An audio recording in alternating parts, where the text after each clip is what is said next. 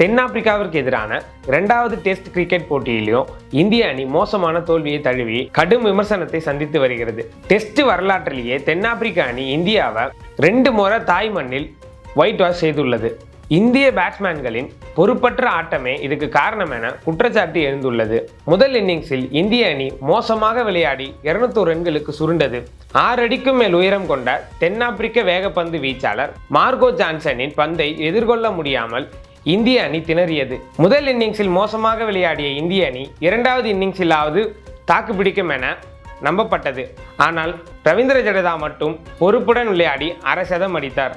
மற்ற வீரர்கள் சுவற்றில் வீசப்பட்ட பந்து போல் வந்த வேகத்திலேயே பெவிலியன் திரும்பினார்கள். 3 வீரர்கள் ஒற்றை இலக்க ரன்களில் நடைய கட்டினார்கள்.